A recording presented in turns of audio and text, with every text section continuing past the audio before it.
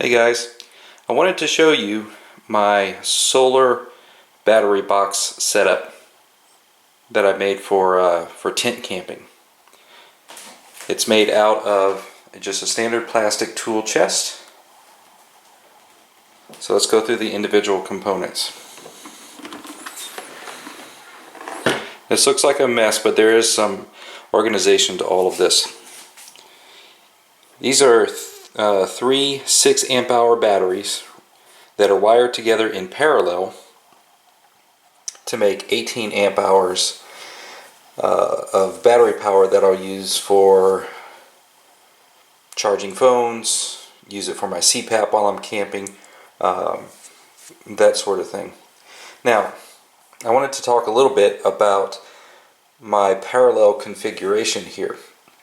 In a lot of my research, I found that when people do parallel connections, what they'll do is they'll run from terminal to terminal to terminal and then take the power off of the end terminal. But in doing some deeper research, I found that that's really not the most efficient way to do it, because what happens is, let's say you're pulling all your power off of the end and all these are linked, you actually end up pulling more power from your end battery than you do these other units. And the consequence of that is, over time, the end unit will wear out quicker than the other two. So there are several ways that you can put together a parallel configuration, and I'm certainly not going to cover them all here, but for my uses, the best thing for me was to take these cables, 12 gauge cables, that they're all the same length, and hook them one at a time to the negative terminals and here on the positive terminals, and put them on a central hub here. Now it's very important that all of your wires to each individual terminal are the same length so that you have the same amount of resistance. And as you can see here, I soldered the connections onto the terminals. Not a great job because it's the first time using a soldering iron, but anyway, it's functional. And then here, this big mess is my central terminal hub, if you will. That's my positive side, my negative side. All my positives go here to this bolt. All my negatives go here to this bolt. And I simply drilled a hole in through the sides of the plastic and put some long bolts there. And here is the back of my USB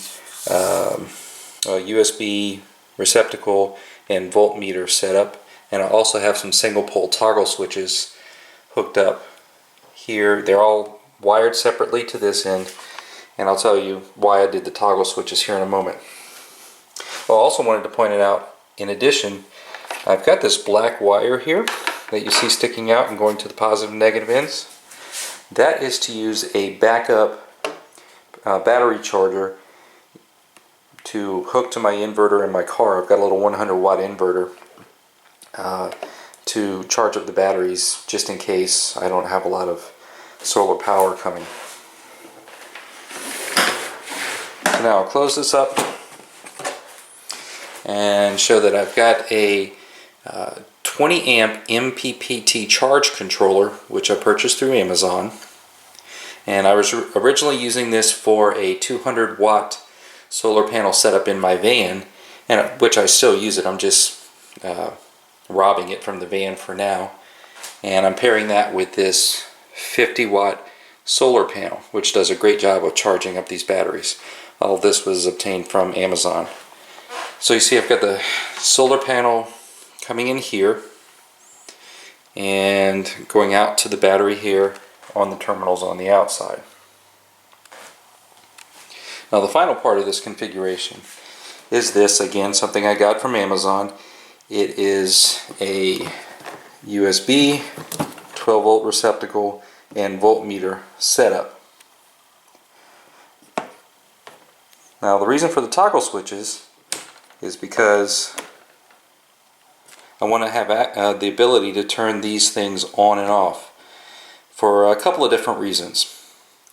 One, these units, even though this is powered by LED lights, these things are very bright, and if you have trouble sleeping with any amount of light, that can be quite bothersome. So I like the ability to turn these things off when I'm not using them.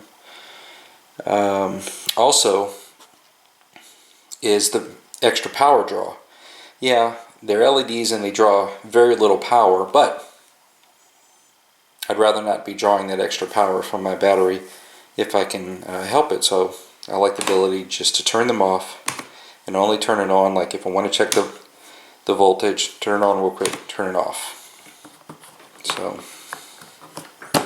there you go. That's a quick overview of my unit. If you have any questions, please drop them in the comments and I'll try to get back with you in a timely manner. Cheers.